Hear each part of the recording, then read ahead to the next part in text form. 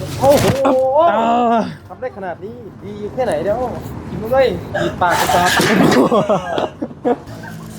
เอาไปคายก่อนแม่เอ้ย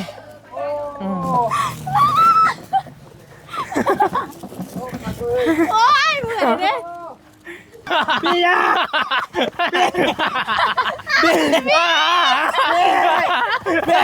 โอ้ใบเตยแห้งไว้ใบเตย ล่มเตย ไปเป็นมือแรกเป็นครั้งแรกที่ว่ามานี่นะพ่อพี่น้องการแนวหน้าแรกมีแต่เฮาได้ร่วมกับเจ้าไปเนาะก็พอดีมีทางแม่ใจดีจากทางประเทศสิงคโปร์ได้เด้อจากต่างประเทศพู้นแหละเพิ่นเห็นเลยกับเพิ่นเมตตาสงสารเพิ่นอยากเพิ่นได้ฝากเงินมาให้เฮาซื้อข้าว1กระสอบหรือว่า50กิโลเนาะแล้วก็เฮาก็ซื้อกับไข่2แตะมาให้เจ้ากับน้ำมันกุ๊กเด้อไอเด้อแม่ใจดีจากทางต่างประเทศเนาะจากทางต่างประเทศสิงคโปร์พู้นแหละได้เด้อมีแดดให้ทางอ้ายขอบบุญขอบคุณทางแม่ได้เด้อโดยมาอวยพรในไซเบิ่นนั่นแหละโดยทางแม่ใจดีแม่ใจดีให้อยู่ดีมีแห้งเด้อ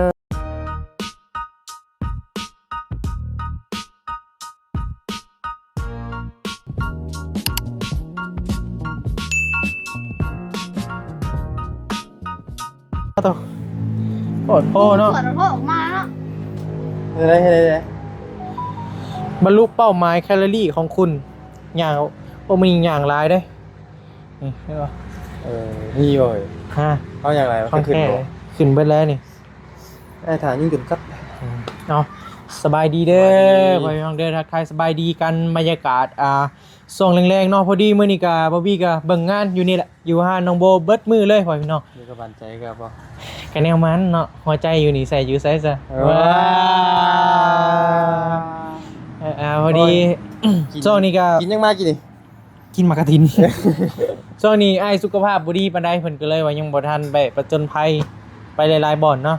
ก็ใครเนี่ยแหละติเพิ่นบ่อยู่ของนักแล้วมาอยู่ของนักพอดีมื้อวานนี้เนาะที่ว่าป้าลุงจื้อบ่ที่ว่าอ้ายคนหนึ่งเพิ่นมาคนดินซอยเขาห้านน้องโบนี่แหละแล้วก็ได้ลมรายละเอียดต่างๆกับเล่านั่นแหละเนาะพ่อพี่น้องเพิ่นก็มาซอยคนรู้จักหักแพงกันหรือว่าเฮือนเมตู้ครอบครัวหนึ่งนี่แหละอยู่ทางด้านหลังนี่แหละเป็นเมตู้ที่ว่าใบเตยกับโบเคยเอาเขาไปซอยเพิ่นเนาะและไอ้ลูกชายเราหั่นมื้อวานนี้เพิ่นมาคนเขาซอยบ่บี้ก็สัมภาษณ์เพิ่นน้อยนึงเพื่อนซ่านน่ะเพิ่นก็ว่าพออยู่แต่ว่าสิ่งที่เพิ่นขาดแคลนก็คือข้าวเลยก็เรื่องน้ำยังบ่ทันมีขอใส่น้ำหมูก็พอดีหลังจากที่ว่าบาวบี้ได้ลงคลิปไปเนาะก็มีข่าวดีพอดีมีทางแม่ใจดีจากประเทศสิงคโปร์เนาะเพิ่นก็เลยฝากเงินมาให้บาวบี้ซื้อข้าวให้เพิ่นข้าวสาร1กระสอบหรือว่า50กิโลพ่อพี่น้องเอ้ยแล้วก็บาวบี้ก็ซื้อนี่ไข่น้ำไข่กับน้ำมันนี่แหละ2แกะให้เพิ่นกับข้าวสารนี่สอบ1ถ้าก็ไปซื้อมากับน้องโบกินนี่ก็เลยว่าสิพากันรถนี่รถจักรมันไปยากก็เลยว่าสิเอาล้อนี่แหละอยู่เข้าไปให้เพิ่นใกล้ๆเติบอยู่ไปเบิ่งตอนเช้าหั่นบ่เห็นเพิ่นแล้วก็ตอนแรกคืออยู่เนาะล่ะเนาะอยู่แม่นบ่อยู่โอเคป่ะแล้วจังหวะกันพ่อพี่น้องไปเก็บผักมาต้มกินโอเคพักป่ะแล้วจังหวะกันเดี๋ยวเอานี่ลงก่อนโอ้ได้บ่วะได้บ่ยาวได้เซ็ตด้วยครับมันลุยอยู่บ่ได้ปะเนี่ยยังขาดก็ได้ได้อยู่ล่ะได้โอ้โหทำได้ขนาดนี้ดีแค่ไหนเดี๋ยวกินมาเลยดีปากกระซับ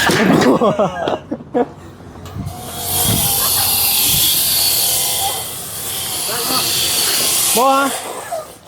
บถือไข่นี่ไข่ครับมีไปรถเธอเคป่ะไปเงาป่ะเดี๋ยวมันสิคำแล้วพ่อพี่น้องเดี๋ยวเดินทางก่อนเดินทางโดยรอบขู่ใจไอ้โบกี้ป่ะขึ้นยันขอยันจะเมื่อยว้าโบกี้ขึ้นรถ ไปหุ่นเฮ้ยหุ่น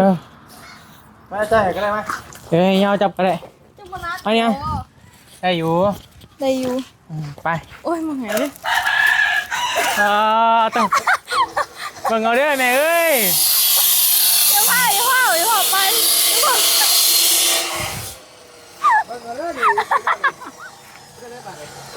เบิ่งเอานี่ความหักความแพงสำไรน่ะย่างก็ยันย่างก็ยังบ่ให้ย่างนี่นะอ๋อต้อง ตำรวจเป็นไงวิตำร เฮ้ วจ ยทำรถมา ได้ปะไปพี่น้องเอาไปขายก่อนแม่เอ้ยอืม โอ้ยเหมือนเนี่ย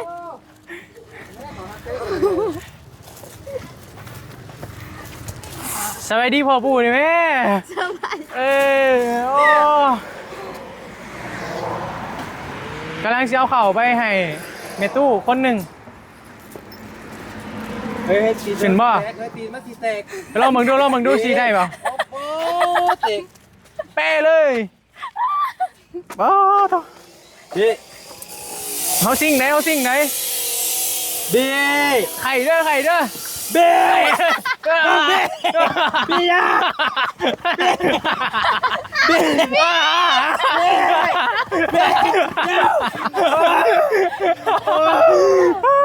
ไม่ใช่เลย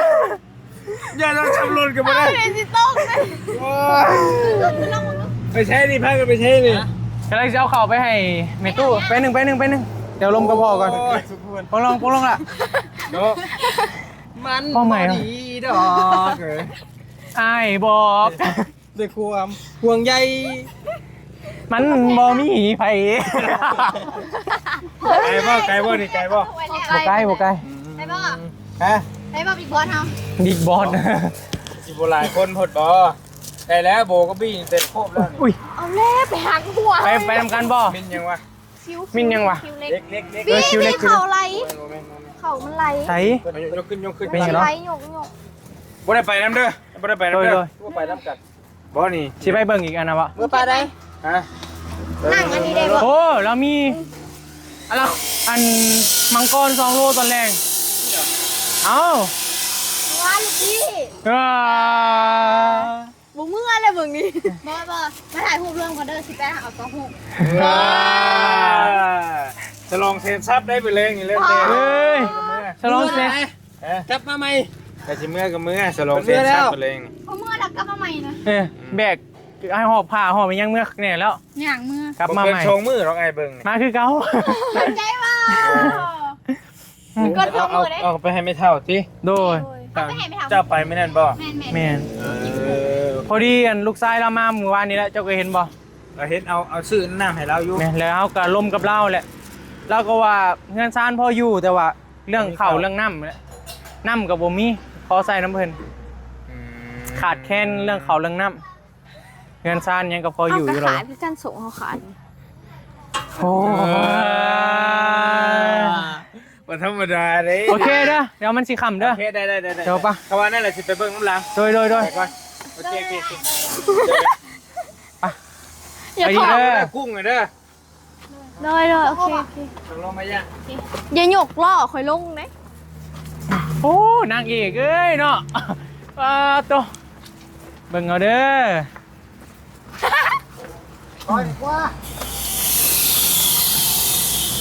ไหนวะนี่นะหมวนเด้ ม่วนบ่เว้นหัวไปผ้าดินี่ว่า ลองมึงแหละจับแล้วก็ตายเลย โอ้นักเติมโนโบนะเจ้าเนาะ นักสบ สิบโลนี่ 43 43 โล 40หน่อยๆนี่แหละ ไป ไปใส่ โมเมนต์ได้นะโอ้ ลากแห้งบ่ โมเมนต์เลยเฮ้ยยาวเฮือนตัวที่ว่าสร้างเพิ่นเฮ็ดเฮือนห้านให้น้องโบนะ อันนี้บ่ แม่นเฮือนหลังนี้แหละเฮือนเจ้าบ่อยากได้แบบนี้บ่จักอ่ะ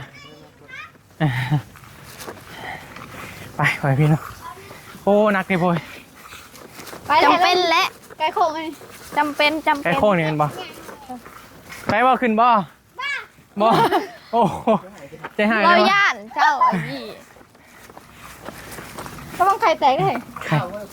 เฮ้ย บ่แตก บ่คักเลยนี่ ผมว่าต้องเข้าชื่อแล้วคนนั้น ก็ต้องอ้า โอ้ย บ่แตกบ่แตก ไข่ไก่บ่เป็นหยัง ไข่ข่อยบ่ ไข่คนแล้วพอเฮียต้นยังไงยาวนี่งามเลยไอ้ดอกเอาไปเห็ดแบบต้นหนังงามไหมเราอยู่บ่เฮ้ย อยู่ เฮ้ยอืม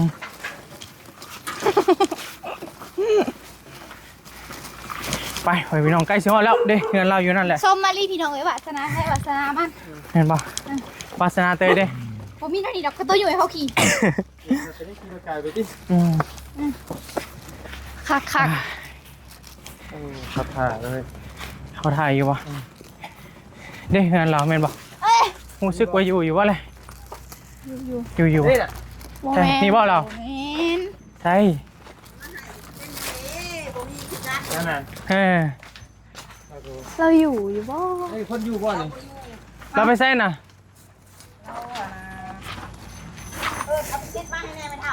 เอิ้นลูกเอามาก็ได้ ลูกเรามาก็ได้ เอาวิ ไปเตยไหน เอาสิลูก ลงมาเอาลงละเอาลง หิวก่อนอย่าพึ่งลงก่อน เนาะ โอ้ย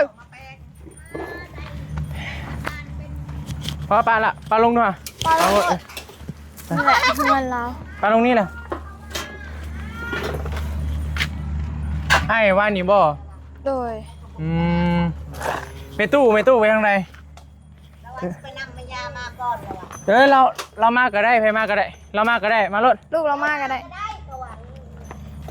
ไม่ใหญ่อยู่ใช่ไหมใหญ่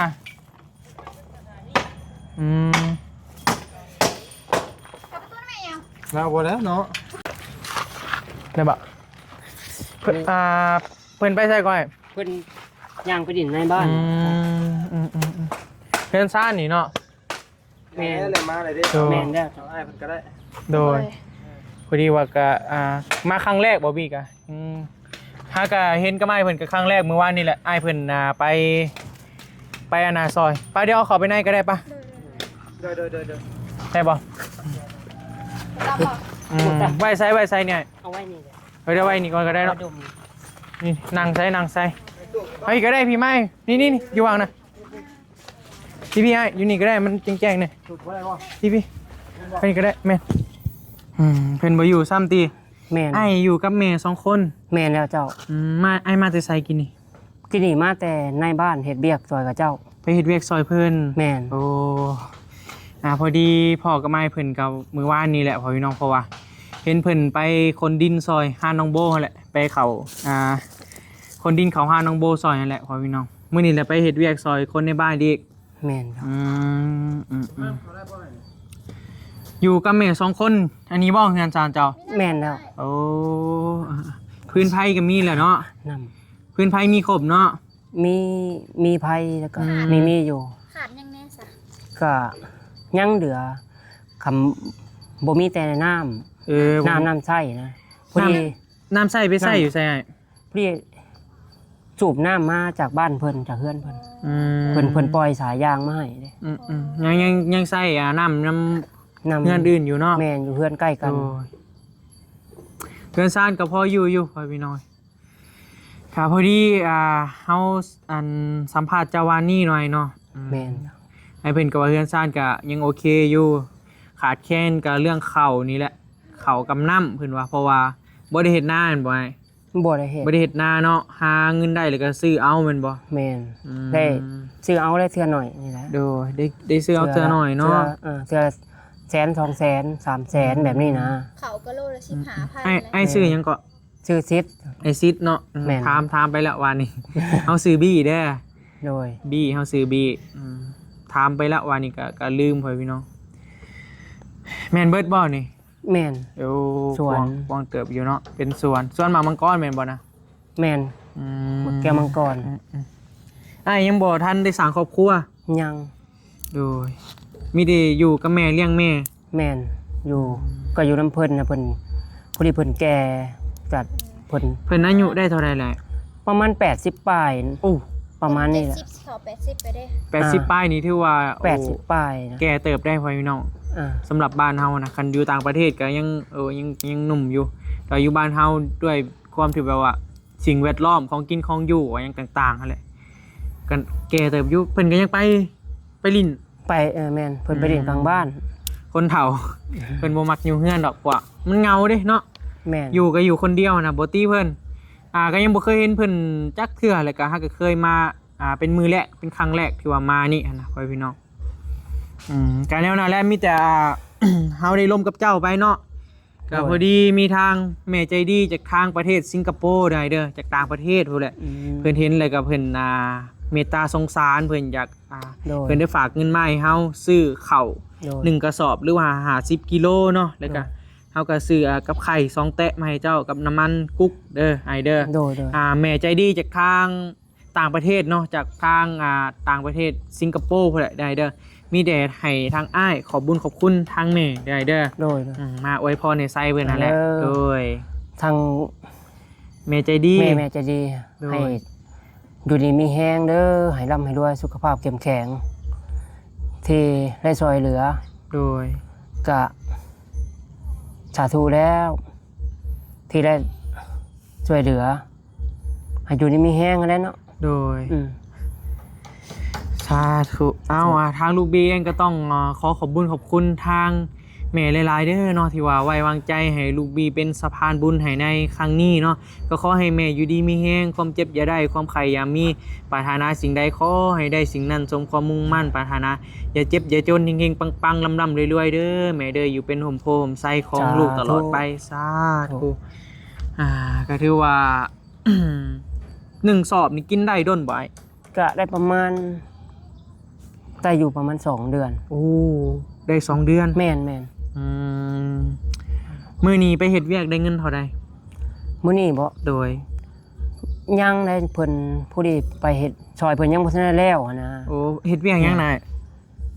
อันนั้นถมไม้ผู้ดีถมไม้เพิ่นเผาทานเตาผี โอ้เพื่อนใกล้กัน เพิ่นให้เท่าเท่าใดน่ะ ก็พุ่นเนี่ยบัดเวลาเผาหยังแล้วพุ่นเนี่ย ว่าสิได้จักสอบเนาะ แม่ แล้วก็สิขายได้เท่าใดมันบ่ ขายได้เท่าไรแล้วเพิ่นก็ปั้นให้แบบนี้แม่น ก็มีแต่เจ้าเลยหาเงินเนาะ แม่น แม่ก็เพิ่นก็อยู่นํเนาะ แม่น มีแต่เจ้าเลี้ยงแม่เนาะ แม่นแล้วเจ้า ยังบ่มีแต่น้ำเฮือนอ้ายเพิ่นก็เรื่องชานก็พออยู่พ่อพี่น้อง ก็เฮือนไม้นี่แห แม่ ละประมาณ อยู่ ก็มัน สังกะสีก็จะเก่าหน่อยเนาะ เก่ากับ โดย ก็พอได้อยู่แต่ว่าให้ดีก็บ่ดีปานใด ฝนตก ก็เริ่ม หัว คุ บ่ แล้วก็มีหัวได้ โดย ก็มันก็หัวเป็นจุดๆเป็นบอนนะ เพราะว่ามันเก่าเลยเนาะ เออ จักปีเลยเงินแต่ว่า ตั้งแต่เคยซื้อต่อเพิ่นคนในบ้านเนี่ยแต่ก่อน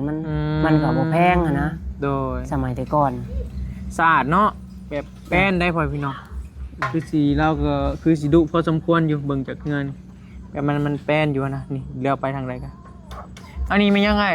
ข้อไก่บ่หรือข้อยัง อันนี้เห็นไหม บอลเมียนไม้ แม่นซื้อไม้ไว้แต่ว่าก็ได้แต่ไม้นี่แหละ โดย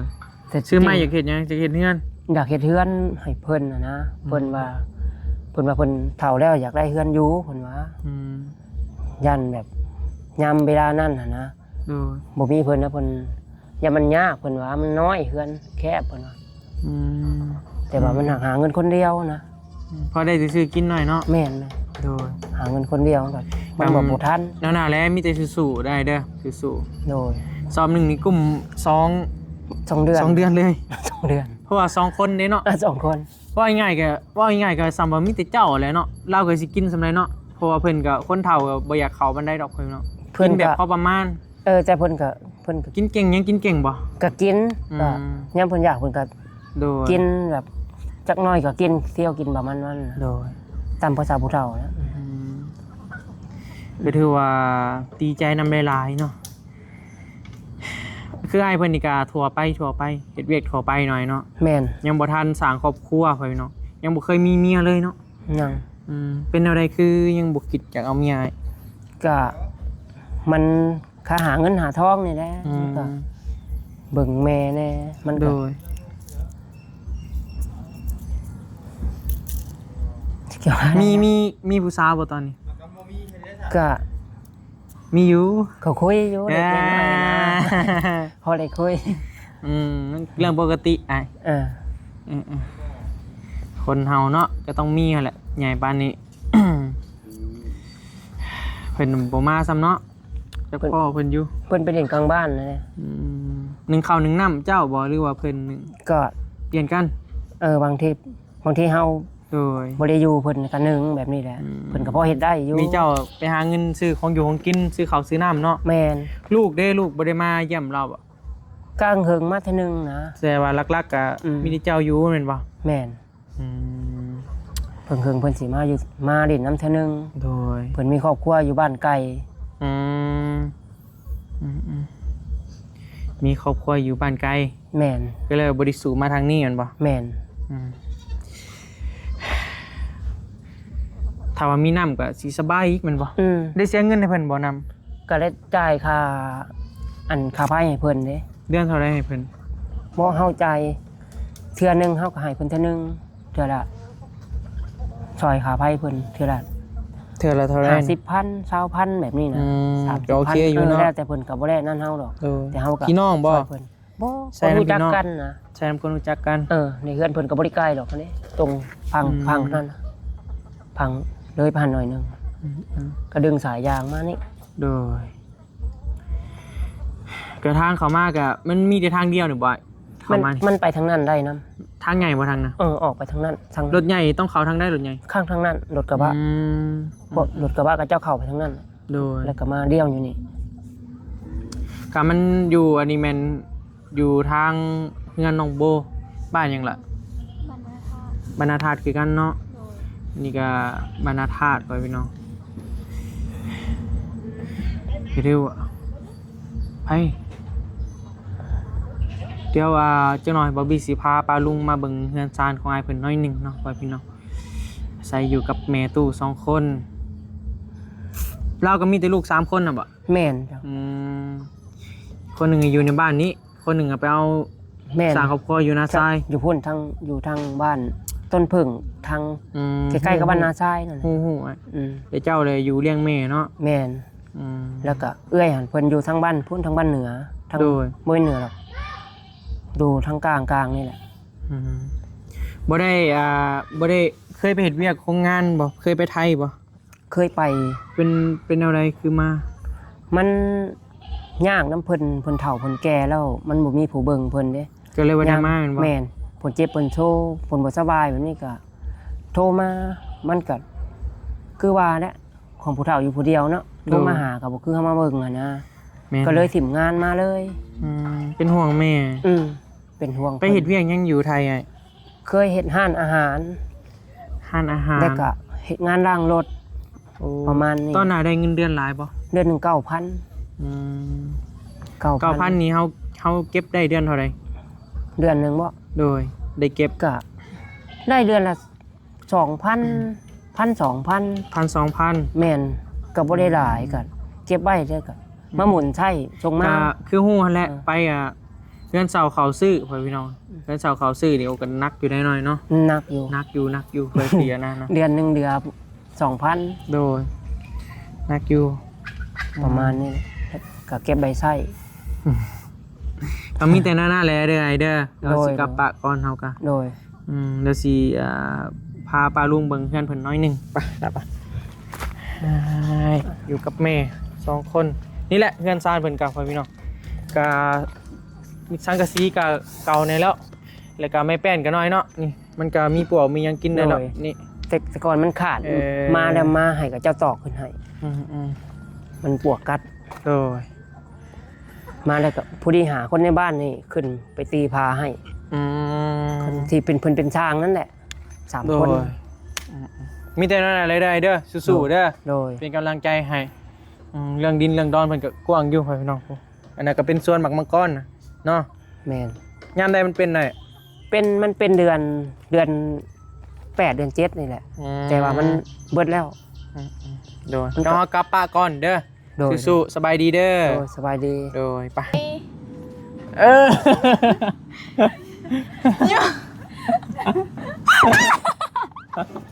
โอ้ย โอ้ยไปไปไหนเออโอ้ วางเลยอุ้ย ระวังอันยำมักตับขูดเด้อ ไปเถิน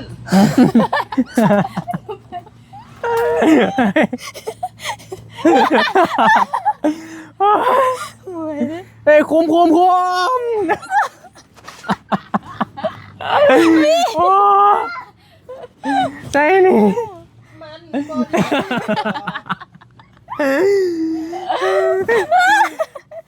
เจ็บเลยเขาบ่ยอมลงนะเราเป็นคนบ่ยอมให้ ไปเขาย่างนะโอ้ยมึงมีย่างนะ ป้าชีวิตพักอันนี้ รอจิตตา การเดินทางกลับเฮือนก่อนพ่อพี่น้องที่ว่าบ่เจอเมตู้ซ้ำเจอเตะอ้ายที่ว่าเพิ่นมาคนดินซอยเฮาในมือนั่นแหละเอาบ่เป็นหยังก็ให้เมตู้ก็ได้โอ้ อุ้ ย ยตกใจเลย อาญาเถอะวะนะเห็นเราได้ก็ใส่อ้ายนะป้าโตตึงจัดเลยว่ะ เจ็บเด้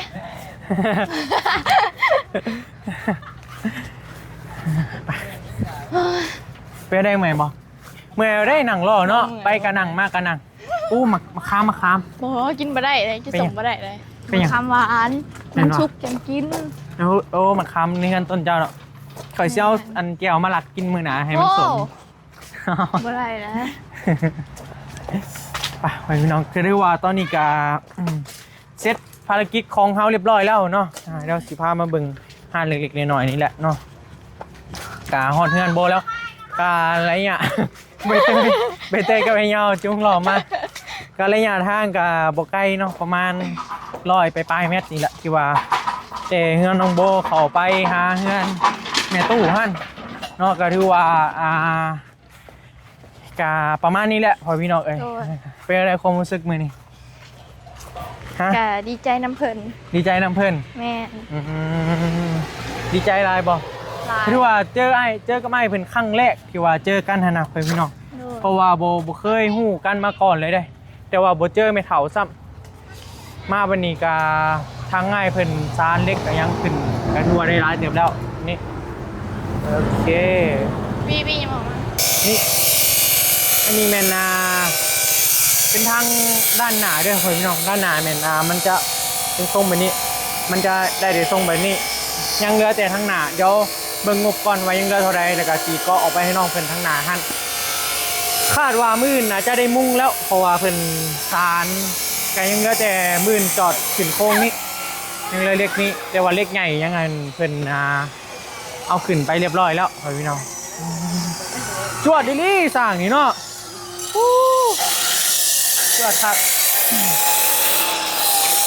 ก็ประมาณนี้แหละพี่น้องเลยสำหรับห้านของน้องหลาเพิ่นกันเนาะงามลายก็ที่ว่าชี้ไม้ลายมือเพิ่นก็โอ้ขักได้พอพี่ว่าเนียบอยู่ประมาณนี้แหละพี่น้อง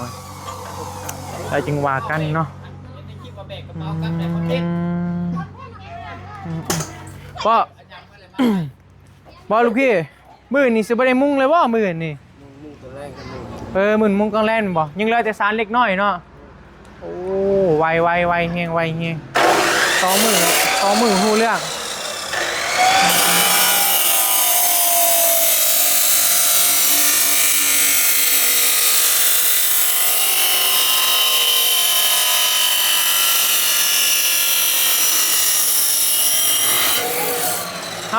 เอาเล็กน้อยขึ้นไปซานเลยกับมุ่งได้เลยเห็นบ่โดยยังเหลือแต่ข่าวนะไว้ง่ายกัน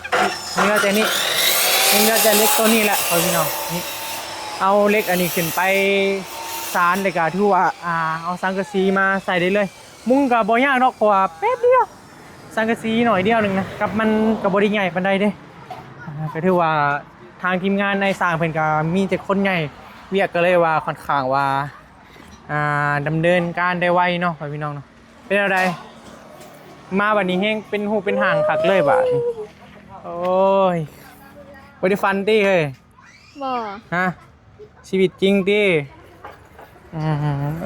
สีหนาคนมีความสุขเนาะ ดีใจแห้งบ่มันความรู้สึกเป็นอะไรล่ะ มันบอกบ่ถึก บอกบ่ถึงเนาะโมเมนต์ไปนี้โอ้สุดแล้วล่ะเอ้ยสุดแล้วถือว่าเจ้าก็มีบุญวาสนาหลายแฮงเด้อันนี้ก็เป็นบุญของน้องเพิ่นเนาะพี่น้องเนาะก็ถือว่าดีใจนำหลายๆบอบบี้ก็ได้เป็นสะพานบุญให้น้องเพิ่นในครั้งนี้เนาะพี่น้องก็ถือว่าสานพันน้องเพิ่นนะให้เป็นจริงพี่น้องได้มีอาชีพมาเลี้ยงชีพในครอบครัวเนาะล่ะเนาะ โดยแม่นแหละ เพราะว่า มีห้านขายเครื่องนี่ก็มันก็เป็นอีกหนึ่งอาชีพที่ว่ามันสามารถเลี้ยงดูครอบครัวเฮาได้นะ โดย ก็ถือว่าเป็นอีกหนึ่งอาชีพที่ดีเลยแหละจากที่ว่าทำเลนี่ก็ดีเลยพี่น้องเพราะว่ามันแคมทางเด้มันแคมกับทางใหญ่นะก็เลยว่าครับนี่ก็ถือว่าขึ้นโค้งเรียบร้อยแล้วมื้อนี้ก็ โดย เป็นหูเป็นห่างเป็นห้านแล้วพี่น้องนี่หลังจากที่ว่ามุ่งอันนี้แล้วแล้วก็เพิ่นสร้างหยังแล้วแล้วก็จ่ายค่าสร้างค่านั่นค่านี่แล้วก็บ่มีสิถามเพิ่นว่าเพิ่นเอาเท่าใดก็ออกมานี่กับเบิ่งเงินเฮาแหละว่ามันยังเหลือเท่าใดเลยเดี๋ยวบ่บีสิมาสรุปให้ป้าลุงเบิ่งนํกันอีกบาทหนึงเด้อเนาะโอเคปะสำหรับมื้อนี้ก็ได้เอาเข้าไปมอบให้อีกหนึ่งครอบครัวพี่น้องที่ว่าเพิ่นก็ยังขออีกหนึ่งครอบครัวเพิ่นสองแม่ลูกเพิ่นอาศัยอยู่นํกันเพิ่นก็ยังขาดแคลนนี่แหละเรื่องข้าวเรื่องน้ำเลยเนาะล่ะเนาะกระซานเพิ่นก็พออยู่พี่น้องก็อ้ายเพิ่นก็เลี้ยงแม่ตู้หรือว่าเลี้ยงแม่เนาะเลี้ยงแม่เพิ่นก็โอ้เฒ่าแฮงแล้ววะแต่ว่าบอบบี้ก็ยังบ่เห็นดอกแล้วจึงว่าการถ้าว่ามีโอกาสก็สิได้ไปเยี่ยมเพิ่นอีกอยู่พี่น้องเป็นพี่น้องกันบ่ บ่ ฮะ ในบ้านนี่คือ คนในบ้าน แม่คนหูจักกันหั้นนะ โอเคป้าสนะแล้วจึงว่ากันจังไดก็ขอบคุณหลายๆเด้อป้าลุงหรือว่า FC ทุกๆคนที่ว่าติดตามแต่ต้นแล้วก็ให้กำลังใจบาร์บี้ตลอดมาจนฮอดคู่มือนี้เนาะจังไดก็ขอบคุณหลายๆป่ะขอให้ป้าลุงทุกคนโชคมาร่ำรวยสบายดีสุขกายสบายใจเด้อป่ะ